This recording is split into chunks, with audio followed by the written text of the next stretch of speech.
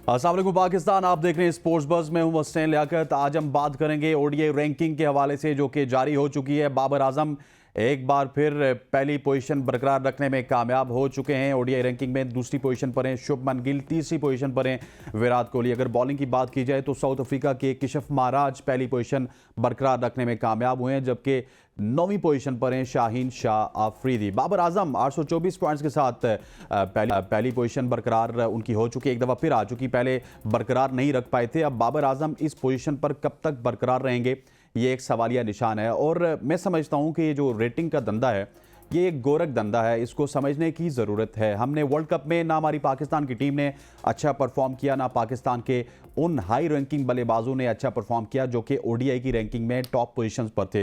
World cup start होने से कबल बाबर आजम पहली पोजीशन पर बरकरार थे, फिर टॉप 5 में आपको इमामुल हक और फ़खर जमान भी नज़र आते थे।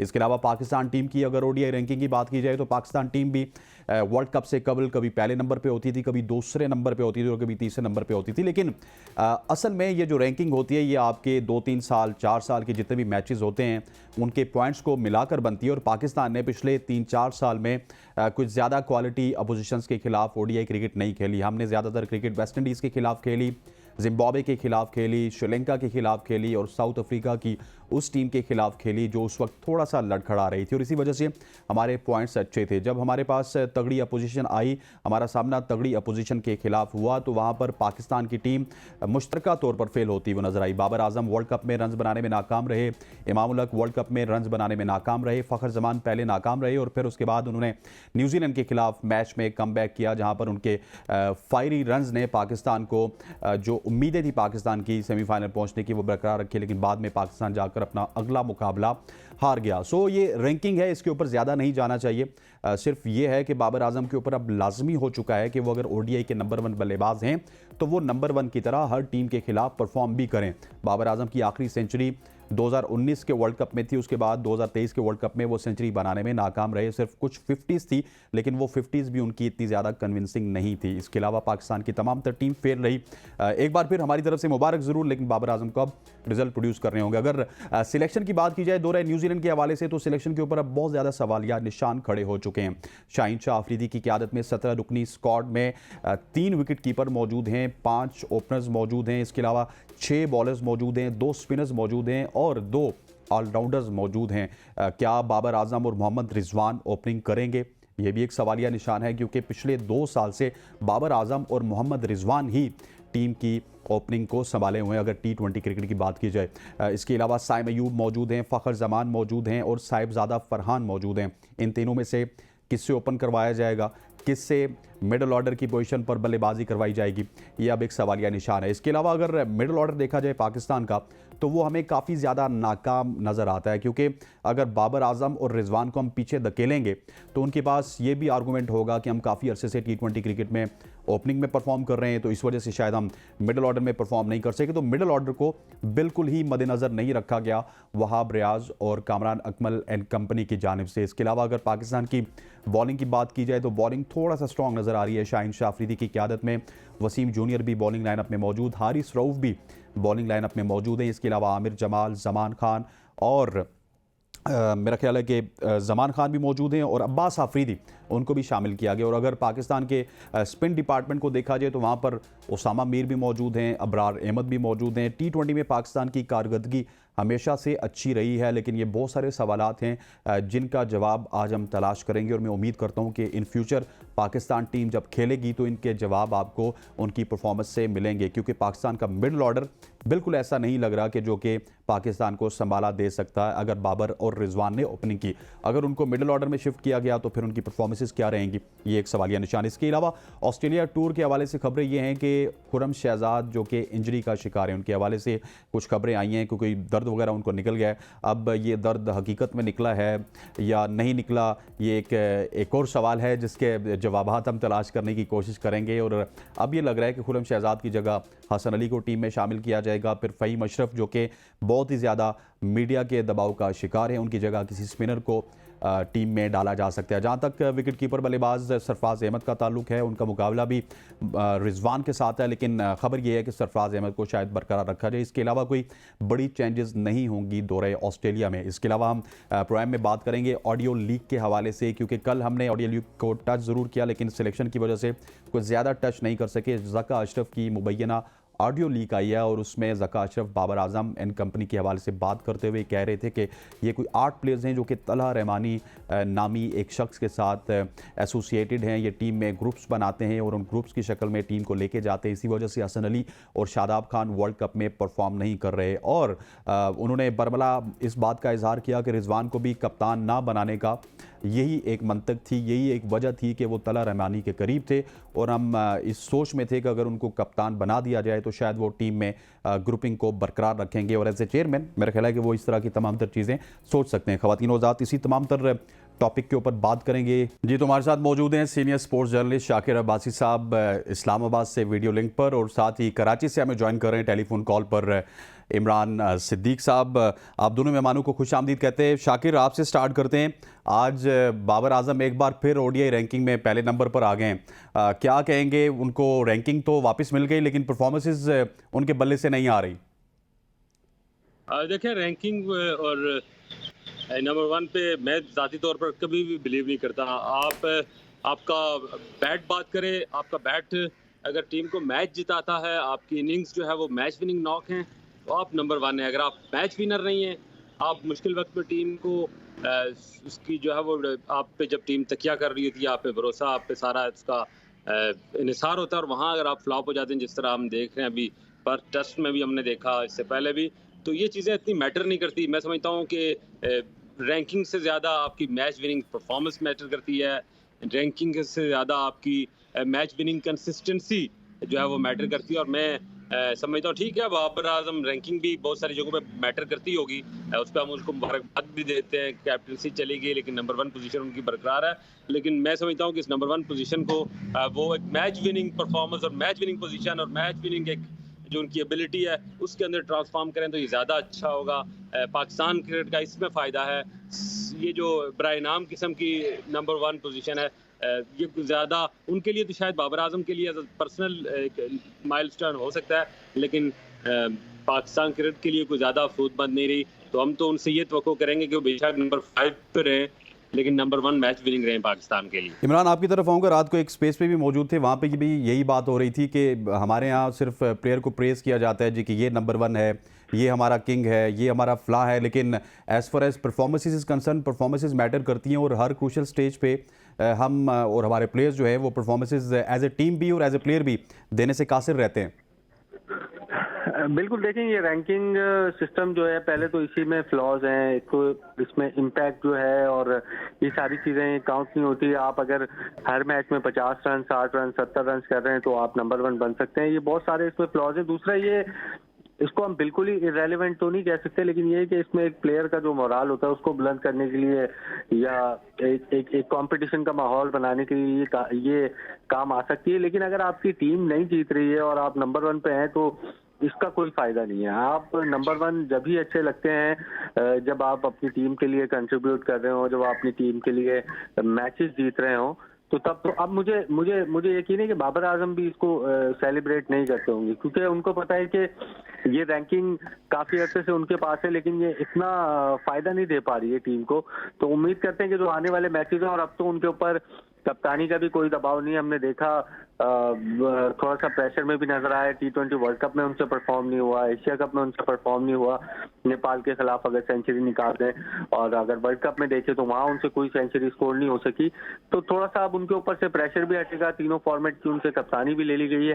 तो अब हम उम्मीद करते हैं कि जो बाबर आजम जो हम 2018, 19, 20, 21 में देखते थे, वही बाबर आजम हमें नजर आएंगे और रैंकिंग के साथ साथ टीम की जो विक्ट्रीज हैं उसमें भी कंट्रीब्यूट करेंगे। लेकिन फर्स्ट टेस्ट में हमें ऐसा देखने को मिला नहीं। अब मेलबर्न में पहुंच गई है पाकिस्तान की टीम, तो उम्मीद करते हैं कि बाबर आजम और दीगर बल्लेबाज जो हैं वो परफॉर्म भी करेंगे और उनकी परफॉर्मेंस पाकिस्तान टीम के भी काम आएगी।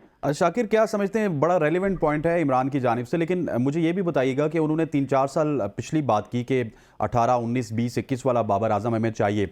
लेकिन पिछले 3-4 साल में पाकिस्तान की टीम ने ज़्यादातर मैचेस खेले हैं जिम्बाब्वे के खिलाफ, वेस्ट इंडीज़ के खिलाफ, श्रीलंका की बी टीम के खिलाफ, फिर उस साउथ अफ्रीका के खिलाफ जो डाउन एंड आउट थी। जब हम तगड़ी अपोजिशन के साथ हमारी मुलाकात हुई तो हमें वहाँ पर भी मुश्किलात का सामना करना पड़ा। तो इंस्टेड ऑफ ये जो हम बहुत ही लो रैंक की टीम के साथ खेलते हैं, मेरा ख्याल है कि इनके साथ बैलेंस करना चाहिए अपने विजिट स्कोर। साथ साथ हमें ऑस्ट्रेलिया, इंग्लैंड, न्यूजीलैंड के साथ तवातुर से सीरीज़ खेलनी चाहिए ताकि जो परफॉर्मेंसेज हैं, जो रैंकिंग्स हैं, वो भी थोड़ी सी बैलेंस हो और हम अपने प्लेयर्स को भी जान सकेंगे किसकी कितनी परफॉर्मेंसेज हैं और कौन कितना पानी में है। अब देखिए, मुझे तो ये रैंकिंग का जो गोरख धंधा है, जिस तरह ये चैनल्स की हमारी रेटिंग्स का एक होता है कि कुछ समझ नहीं आ रही थी कहाँ से रेटिंग्स आती हैं। आप उस जो है वो रैंकिंग टेबल को देखें तो मैच विनर्स लाइक कोहली और शर्मा जो है वो चौथे और पांचवें नंबर पर या तीसरे चौथे नंबर पर हैं, और बाबर आजम जिसकी रिसेंट पास्ट में कोई बड़ा मैच विनिंग नॉक नहीं है, कोई बड़ी जो है वो बड़ी परफॉर्मेंस नहीं है, सच्ची बात है, बड़ी टीमों के खिलाफ, और वो नंबर 1 है। तो ये मैं फिर वो ये कहूँगा, मैं ठीक है पर्सनल माइलस्टोन आपका हो सकता है, लेकिन ऐसी रैंकिंग को मैं कैसे मान सकता हूँ जहाँ जो है वो बाबर आजम, कोहली जिसने अभी वर्ल्ड कप में क्या परफॉर्मेंस दी, शर्मा जिसने अभी अपनी टीम को कहां से कहां ले गया, वो बाबर आजम से नीचे हैं। तो ये अपनी जगह ठीक है, एक माइलस्टोन है, कोई एक पॉइंट्स का हेर फेर है। आप जब रन्स कर रहे होते हैं तो वो ये नहीं तोला जाता कि आपने ऑस्ट्रेलिया के खिलाफ सेंचुरी किया या आप जिम्बाब्वे के खिलाफ किया, तो रन्स वो पॉइंट आपको देते हैं। लेकिन मैं अभी भी समझता हूं कि हमें बाबर आजम से रैंकिंग में नंबर 1 नहीं चाहिए। हमें बाबर आजम पे जो हम उम्मीद रखते हैं, जो उसकी जिम्मेदारी है एज अ पाकिस्तान टीम का टॉप बैटर, वो पूरी करे। और जिस तरह भाई ने कहा कि अब तो उनसे कैप्टनसी का बोझ भी छिन गया है, और इस बोझ के उतर जाने के बाद मेरा ख्याल है अब उनको बड़ा लाइटली, हल्के कंधे और हल्के दिमाग के साथ बिल्कुल रिलैक्स करते हुए उस तरह से वापस आना चाहिए जैसे कोहली को जब कैप्टनसी से हराया गया था। तो कोहली एक नई शेप में, एक नया कोहली हमें नजर आया। उसने उससे अपनी परफॉर्मेंस से साबित किया कि उसका जो वजन हटा है, उसने वो सारी तवज्जो अपनी बैटिंग पे लगाई, और उसके बाद कोहली एक नया कोहली बनकर, एक मैच विनर बनकर इंडिया को मिला। इस पोजीशन में हम तवक्को करते हैं, और खास करके ये जो टेस्ट है बाबर आजम के लिए, ऑस्ट्रेलिया का दौरा, पाकिस्तान की तारीख में हमेशा से जब भी कोई बड़ा बैटर, कोई बड़ी टीम जाती है तो उसका सबसे बड़ा टेस्ट ऑस्ट्रेलिया ही होता है। तो जो इस टेस्ट में कामयाब होगा, हमारे नजदीक वो बड़ा प्लेयर है। और बाबर आजम फर्स्ट टेस्ट में अगर नाकाम रहे तो हम मेलबर्न में उनसे उम्मीद करेंगे कि बॉक्सिंग डे टेस्ट में वो कम बैक करें, वो अपनी जिम्मेदारी लें और हमें बताएं कि वाकई he is one of the great of this era. तो ये परफॉर्मेंस, उनका बैट बोलना चाहिए, उनकी कंसिस्टेंट बोलनी चाहिए, और उनकी इनिंग्स जो टीम को जीत की तरफ लेके जाए, जो टीम को एंकर करें वो अपनी इनिंग्स को, बाकी टीम उनके इर्द गिर्द खेले। ये परफॉर्मेंस बाबर आजम को अब देनी पड़ेगी। पहले हमको थोड़ा बहुत मार्जिन ये दे देते थे कि उन पर कैप्टनसी का बोझ है, वो एक नया लड़का है उसको कैप्टन अर्ली बना दिया गया, वो लोड लेके चल रहा है, या उसके खिलाफ कोई ग्रुप बंदी है टीम में, वो उससे डिस्टर्ब है। अब उस पर कोई बोझ नहीं है, अब उसके कंधे, दिमाग सिर्फ और सिर्फ बैटिंग के लिए है। ठीक हो गया। शाकिर अब्बासी और इमरान सिद्दीक हमारे साथ हैं। यहाँ पर वक्त हुआ चाहता है एक शॉर्ट सी कमर्शियल ब्रेक का। ब्रेक लेंगे, वापस आएंगे तो दोहरा न्यूजीलैंड के सिलेक्शन के ऊपर बात करेंगे, जहाँ पर बहुत सारे सवालिया निशान भी हैं, और क्या वो जो टीम सिलेक्ट की गई है वो परफॉर्मेंस देने में कामयाब होगी या नहीं। Stay with us. Welcome back to show. अब हम बात करेंगे दौरे न्यूजीलैंड के हवाले से, जहां पर थोक के हिसाब से पाकिस्तान टीम में ओपनर्स मौजूद है, जिसमें मोहम्मद रिजवान और बाबर आजम पहले से ही पाकिस्तान टीम की ओपनिंग करते हैं T20 के महाज पर। उनके साथ मौजूद है साइम अयूब, फ़खर जमान और साहिबजादा फरहान। अगर विकेट कीपर्स की बात की जाए तो वहाँ पर भी मोहम्मद रिजवान आपको नजर आएंगे, फिर आजम खान को शामिल किया गया, हसीबुल्ला को शामिल किया गया। ये कॉम्बिनेशन किस तरह बनेगा? क्या पाकिस्तान मिडल ऑर्डर में तंग होगा या नहीं होगा, या कॉम्बिनेशन टीम का बनाने में आसानी होगी जो टीम की वहाँ पे मैनेजमेंट है? इस हवाले से पूछते हैं। इमरान, मुझे बताइएगा कि ये टीम जो 17 रुकनी टीम है, इसको आप किस तरह देखते हैं और क्या कुछ रिजल्ट प्रोड्यूस होंगे? और आउट ऑफ द बॉक्स ही बहुत सारी चीज़ें नज़र आ रही हैं इस टीम में। देखें, रिजल्ट्स तो न्यूजीलैंड पहुंच के जब मैचेस शुरू होंगे उसी वक्त पता लगेगा, लेकिन जो टीम सेलेक्ट हुई है उसमें ठीक है, वहाब रियाज का पहला असाइनमेंट है, थोड़े से उन्होंने चेंजेस जरूर किए, लेकिन मुझे लगता है कि थोड़े से ओपनर्स इस टीम में तो ज्यादा हो गए। और अगर मोहम्मद हारिस हो जाते, जो कि मुझे लगता है कि उनको थोड़ा हार्श है ये कॉल कि उनको ड्रॉप कर दिया जाए सिर्फ 7-8 मैचेस के बाद।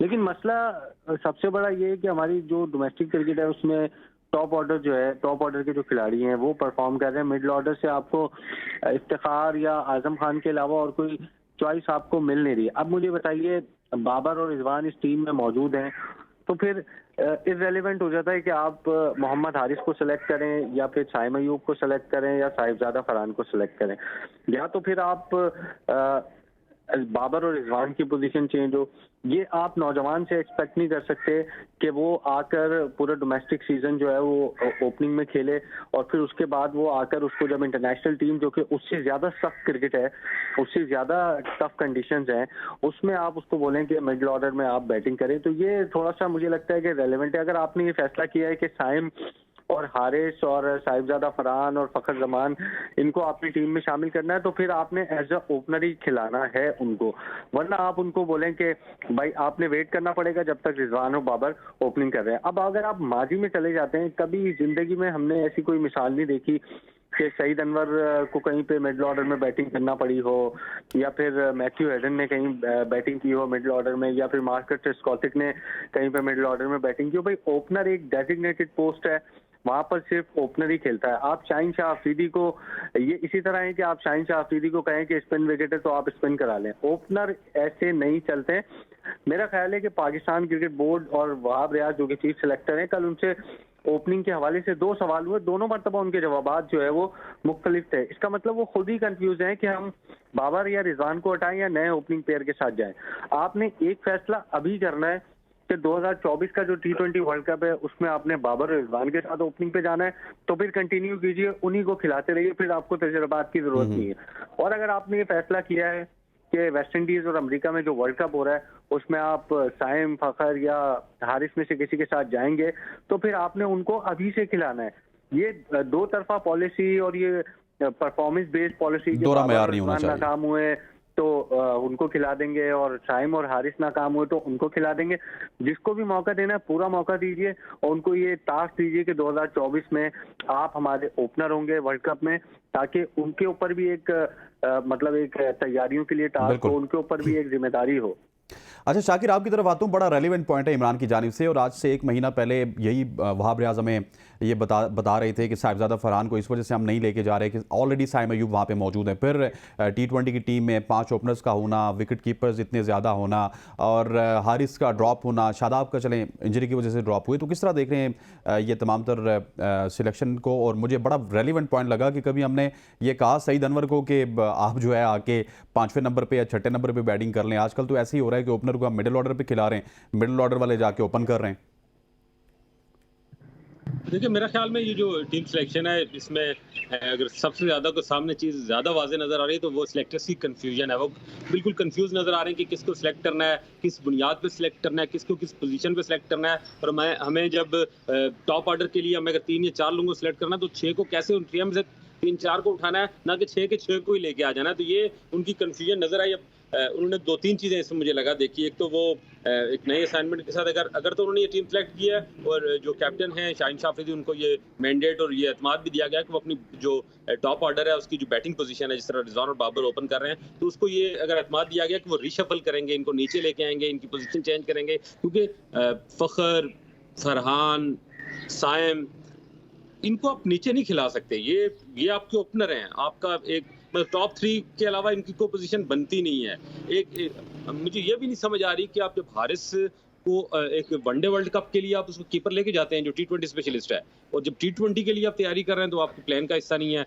इसकी भी कोई समझ मुझे नहीं आई। लेकिन शाकिर मुझे तो लगता है, सॉरी टू कट यू, कि बाबर और रिजवान से इस दफा ओपन नहीं करवाया जाएगा, उनको मिडिल ऑर्डर में यूज किया जाएगा, जिस तरह की मुझे बोर्ड की सोच लग रही है। मुझे इस सिलेक्शन से मैंने आपको कहा ना, मुझे इस सिलेक्शन से यही स्मेल आ रही है कि उन्होंने शाहीन शाह अफरीदी को ये जो है वो एक थोड़ा एम्पावर किया है कि वो इन 2 जो जिनका स्ट्राइक रेट लगभग 180, 100, 120 ये चल रहा होता है टॉप ऑर्डर पे, इनको कहीं नीचे लाएं, क्योंकि ये जो स्ट्राइक रेट है ये हमें 160, 170 देता है। अब T20 का जो फॉर्मेट आ गया वो 250, 250 से कम स्कोर को आप स्कोर नहीं समझते। अगर आप पहले बैटिंग करिए, आप चेज के लिए जा रहे हैं, तो एक मेरा ख्याल एक नया गेम प्लान जरूर इन्होंने तरतीब दिया। सिलेक्शन से ऐसा लग रहा है अभी टीम जब मैदान में उतरेगी, इसका कम्बिनेशन देखा जाएगा, इसका बैटिंग ऑर्डर देखा जाएगा, इसकी अप्रोच देखी जाएगी, तो पता लगेगा। सिलेक्शन से ये लग रहा है कि बाबर और रिजवान अब डाउन द ऑर्डर खेलेंगे, टॉप ऑर्डर पे आपकी जो एक बल्क ऑफ ओपनर्स आपने खिला दिया। तो कि फरहान की बात मैं यहाँ जरूर करूंगा, फरहान को आपने इमेच्योर ले आए थे, जिस तरह आप साइम अयूब को ले आए थे। फरहान को आप 17-18 की 2 सीरीज में आपने आके इसको डेब्यू कराया, 3 टेस्ट वनडे T20 खेले, फ्लॉप चले गए, लेकिन उसके बाद उसने इन 5 सालों में रन्स के अंबार लगा दिए डोमेस्टिक में। अभी जो नेशनल T20 हुआ है 450-500 रन उसने किए हैं। तो ये वो अगर सिलेक्ट हुआ तो अपने परफॉर्मेंस की बुनियाद पर प्रेशर डाल के सिलेक्ट हुआ है। ओवरऑल अगर हम उसकी बात करेंगे विकेट कीपर मोइन खान के बेटे की, आजम खान की, तो वो लीग्स परफॉर्मेंस पे कहीं है, लेकिन उतना को मैं उसको उसकी जो सिलेक्शन है इस टीम में, जब आप हसीबुल्ला को भी ले रहे हैं, आप जो है वो मेरा ख्याल है इतनी कोई सिलेक्शन उसकी मेरिट पे नहीं बनती, वहां फिर हारिस को ही होना चाहिए था। तो ये सिलेक्शन कंफ्यूजन का एक अभी तक कंफ्यूजन इसलिए है जब तक ये टीम उतरेगी नहीं मैदान में। एक हाँ, उसके बाद कंफ्यूजन डेफिनेटली ये खत्म हो जाएगी। जाएगी। बिल्कुल सही है। इमरान, क्या आप भी समझते हैं कि बाबर और रिजवान को मिडिल ऑर्डर के लिए रखा गया और आजम खान को लेट सपोज अगर हम छठे नंबर पे इस्तेमाल करते हैं, जिस तरह वहाब रियाज ने कल हमें प्रेसर में बताया, तो आजम खान को फील्ड में कहाँ पे छुपाया जाएगा? विकेट कीपिंग तो उनसे करवाई, मेरा ख्याल है कि नहीं करवाएंगे, लेकिन वो फील्ड में छुपेंगे कहाँ पे? देखिए, ये तो इम्पॉसिबल है। अगर आप T20 टीम की बात कर रहे हैं तो बाबर रिजवान तो नीचे खेल ही नहीं सकते।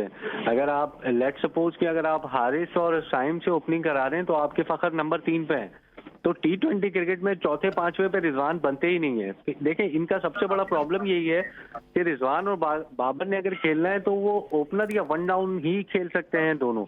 इसके अलावा उनकी वो पावर हिटिंग उनके पास नहीं है जो पांचवें छठे नंबर पर दरकार होती है, जैसे कि इफ्तिखार और आजम खान के पास है। तो मेरा ख्याल है कि अगर उन्होंने खेलना है तो ओपनर ही खेलना है, वरना आपको एक हार्श कॉल लेनी पड़ेगी कि फिर वो दोनों ही की टीम में जगह नहीं बनती अगर आपने ओपनर दूसरे सिलेक्ट करने हैं। या फिर आप अगर तीसरे नंबर पे बाबर को खिलाना चाह रहे हैं तो फिर आप फखर को चौथे नंबर पे खिलाएं या फिर फखर को ड्रॉप करना पड़ेगा। तो ये भी एक मैं समझता हूँ कि अच्छी कॉल नहीं होगी, क्योंकि फखर एक अच्छे बैटर हैं T20 क्रिकेट के लिहाज से, वनडे क्रिकेट के लिहाज से। आपने वर्ल्ड कप में भी देखा, जैसे ही उनको चांस मिला उन्होंने परफॉर्म किया। T20 क्रिकेट में पाकिस्तान के लिए बड़ा परफॉर्म कर चुके हैं।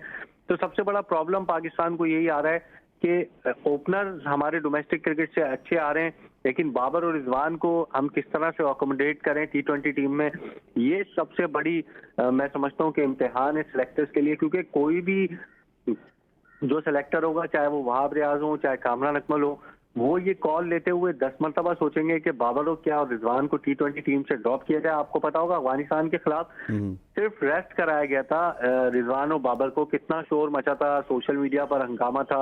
आपको पता है फिर वो कैंपेन्स चलने लग जाती हैं और कौन चलवाता है, किस तरह से चलवाता है, तो ये सब कुछ होना जो है वो शुरू हो जाता है। तो ये वर्ल्ड कप से पहले मैंने जिस तरह कहा कि अगर आपने कॉल लेनी है तो अभी लेनी है, फिर आप डबल माइंड होके नहीं चल सकते कि ये फेल हुआ। आपको मेरे ख्याल क्लियर होना चाहिए, ये नहीं कि फेल हो गया तो फिर उसके बाद बाबर रिजवान को वापस ले आए। बिल्कुल बिल्कुल ऐसा आप वेट ना करें कि बाबर रिजवान फेल हो। अगर आपने ये डिसीजन लेना है कि हारिस या साइम से हमने कराना है और वर्ल्ड कप में उनको खिलाना है, तो फिर आपने ये डिसीजन अभी लेना है ताकि उनको इनफ टाइम मिले प्रैक्टिस के लिए, इनफ टाइम मैचेस मिले उनको, ताकि वो खुद को भी प्रूव कर सकें। अब आप देखें न्यूजीलैंड के खिलाफ जो T20 हुआ, साइम अयूब ने कहाँ बैटिंग की उसमें, चौथे नंबर पे उन्होंने बैटिंग की। अब आप एक ओपनर को चौथे नंबर पर खिला के किस तरह से उसको जज कर सकते हैं? और अब देखें 4-5 मैच और उसको मिलेंगे, चौथे नंबर पे बैटिंग करेगा, आप उसको टीम से ड्रॉप कर देंगे। भाई जिस परफॉर्मेंस पे वो डोमेस्टिक क्रिकेट में परफॉर्म करके आया, वो तो आपने उसको खिलाया ही नहीं, आप किस तरह से उसको ड्रॉप कर सकते हैं? सेम गोज टू हारिस और साहिबजादा फरहान। या तो इनको वेट कराया जाए या फिर इनको अपनी पोजीशन पे खिलाया जाए, चौथे पांचवें नंबर पर ना खिलाया जाए। मेरी राय के मुताबिक यही करना चाहिए। ठीक। अच्छा शाकिर साहब, थोड़ा सा मुझे ये बताइएगा, आखिरी कुछ मिनट्स चल रहे हैं, आपसे भी शाकिर साहब का हमारे साथ रब्ता मुनक़ते हो गया। इमरान, आप ही मुझे बताइएगा कि ऑस्ट्रेलिया के टूर के हवाले से खुरम शहजाद की खबरें कुछ ये आ रही हैं कि खुरम शहजाद शायद इंजर हो गए हैं। हालांकि हमें थोड़ा सा सेट लग रहा था हमारा बॉलिंग का तमाम तर जो ग्रुप बना हुआ था, लेकिन एकदम से खुरम शहजाद की खबरें। अब मेरा ख्याल है कि हसन अली एक दफ़ा फिर आपको टेस्ट क्रिकेट खेलते हुए नजर आएंगे ऑस्ट्रेलिया में। देखें, बड़े अनफॉर्चुनेट है क्योंकि उन्होंने राइट एरियाज में बॉलिंग की थी और अच्छी बॉलिंग कर रहे थे। गो कि उन्होंने विकेटें 5 हासिल की, लेकिन बहुत अच्छी उन्होंने बॉलिंग की, बहुत ज्यादा लोगों को उन्होंने इम्प्रेस किया अपने डेब्यू के ऊपर। अब उनको इंजरी है, मेरे ख्याल है हसन अली के साथ साथ हमारे पास एक और चॉइस मीर हमजा की भी है, जो कि आपका एक लेफ्ट आर्म पेसर जो है वो शामिल हो सकते हैं। आप देखते हैं तो मैनेजमेंट की कॉल है कि इसको शामिल करते हैं, लेकिन मेरा ख्याल है कि मीर हमजा जो है वो डोमेस्टिक में परफॉर्म करके आ रहे हैं, फर्स्ट क्लास क्रिकेट खेलते हुए आ रहे हैं। हसन अली मेरा ख्याल कुछ काफी अर्सा हो गया, शायद काउंटी क्रिकेट उन्होंने खेली थी लास्ट, फर्स्ट क्लास क्रिकेट तो इतनी फर्स्ट क्लास क्रिकेट उन्होंने रिसेंट पास में खेली नहीं है। मेरा ख्याल है कि मीर हमजा पे जाएंगे अगर खुरम शहजाद जो है वो इस टीम के लिए दस्तयाब नहीं होते सेकंड टेस्ट के लिए। वैसे तो अभी MRI स्कैन की रिपोर्ट अभी उनकी आई नहीं है, उसके आने के बाद ही जो है वो पता लगेगा। एक धचका पहले ही पाकिस्तान को लग चुका है अबरार अहमद की सूरत में, तो मेरा ख्याल है कि पाकिस्तान के लिए सेटबैक तो होगा ही, क्योंकि 5 विकेट उन्होंने लिए, अच्छे एरियाज में उन्होंने बॉल कर रहे थे। उनके जो मेन बैट्समैन है स्टीव स्मिथ, उसको दोनों मरतबा उन्होंने आउट किया। तो मजीद मुश्किलात होंगी पाकिस्तान के लिए, जो कि ऑलरेडी दौरे ऑस्ट्रेलिया में पहले टेस्ट मैच हार चुकी है 360 रन से। तो अगर ये बाहर होते हैं खुर्रम शहजाद तो बहुत अनफॉर्चुनेट होगा पाकिस्तान टीम के लिए। अच्छा शाकिर, मुझे आप भी ये बताइएगा कि बड़ा रेलेवेंट पॉइंट है कि हसन अली की शायद जगह अभी भी नहीं बन रही। मीर हमजा जो कि डोमेस्टिक के परफॉर्मर हैं, खुर्रम शहजाद लेट्स सपोज अगर अगले टेस्ट मैच में बाहर हो जाते हैं तो मीर हमजा को आप खेलते हुए देख रहे हैं या फिर हसन अली को चांस मिलेगा? क्योंकि बाज़ औक़ात हमने यही देखा है कि अचानक कोई खिलाड़ी अगर आगे पीछे हो जाए तो अपने पसंद के खिलाड़ियों को फिर टीम में शामिल किया जाता है। मैं समझता हूँ कि मीर हमजा ही अल्टीमेट चॉइस होनी चाहिए। यंग है, एग्रेसिव है, पेस भी है उसके पास, और टन ऑफ डोमेस्टिक क्रिकेट वो जो है ना 4 डे खेल के गया और विकेट्स भी उसने लिए, परफॉर्म किया है। तो मेरा ख्याल है जो उसका अभी डोमेस्टिक का रिकॉर्ड रहा है, जिस बुनियाद पर उसको टीम में सिलेक्शन की गई है, ये बिल्कुल जो पहली चॉइस होनी चाहिए वो मीर हमजा ही होनी चाहिए। और मुझे लग भी रहा है कि सेलेक्टर की नजर उसी पे होगी। हसन अली का इशू ये है कि हसन अली को अगर मीर हमजा पे अगर एक तरह की आप बर्तरी कह लें तो वो उनके एक्सपीरियंस की वजह से है, और यही एक्सपीरियंस का एक उनके पास बॉक्स टिक होता था जिससे वो लास्ट कॉल के तौर पर वर्ल्ड कप में टीम में भी सिलेक्ट हुए थे। लेकिन ऑस्ट्रेलिया की जिस तरह विकेट्स हैं, जो मैं पोटेंशियल देख रहा हूँ मीर हमजा के लिए उन विकेट्स में, वो शायद हसन अली के लिए नहीं है। तो एक बोल्ड स्टेप लेना पड़ेगा, एक अच्छी अप्रोच के साथ जाना पड़ेगा। और हसन अली क्योंकि एक तरह के एस्टैब्लिश बॉलर हैं, बाकी टीमों के हवाले उनको अच्छी तरह जानते भी, उन पर होमवर्क भी किया है, तो एक अच्छा सरप्राइज भी हो सकता है ऑस्ट्रेलिया के लिए मीर हमजा की सूरत में। और मीर हमजा क्योंकि जिसे पाकिस्तान में एक फजूल और डेड विकेट पर डेब्यू का मौका दिया गया था, उसको वो अपने जो प्रॉपर जो उसकी कारकर्दगी है, जो उसके जोहर है, वो दिखा नहीं पाया था। तो ऑस्ट्रेलियन विकेट पर अगर उसको मौका मिल जाता है और वो वहां पर परफॉर्म कर जाता है, तो जो एक उसके जो चाहने वाले हैं और जो उसके सपोर्ट करने वाले हैं, उनको भी यही कहना था कि और उनकी मेहनत भी रंग ले आएगी शाकिर, उनकी मेहनत भी रंग ले आएगी। ये वो जो एक पॉइंट उनके पास है, उनके हक में बात करने वालों के लिए, कि उनको एक प्रॉपर प्लेटफॉर्म नहीं मिला। वो प्लेटफॉर्म भी मिल जाएगा, और अगर वो वहां भी इस तरह परफॉर्म नहीं कर पाते जिस तरह पाकिस्तान में फिर मुश्किल हो जाएगी किया, तो फिर वो एक उनकी जो एक्सपोज होना या उनकी जो पोटेंशियल है वो भी बहुत हो जाएगा। तो मैं समझता हूं कि ऐसे मौके पर मीर हमजा को ही मौका देना चाहिए। ठीक शाकिर, आपका बहुत बहुत शुक्रिया, thank you very much for joining us. Imran Siddique हमारे साथ मौजूद थे कराची से, आपका भी बहुत बहुत शुक्रिया। गुजरात आज के प्रोग्राम में हमने डिस्कस किया, पहले तो रैंकिंग को डिस्कस किया, उसके गोरख धंधे को डिस्कस किया, उसके बाद न्यूजीलैंड के टूर के हवाले से सिलेक्शन को डिस्कस किया, और हम टच करना चाहते थे कुछ और भी इशूज़ को, लेकिन प्रोग्राम में वक्त ख़त्म हुआ चाहता है। इंशाल्लाह कल फिर मिलेंगे। मुझे और मेरी प्रोडक्शन टीम को इजाज़त दीजिए।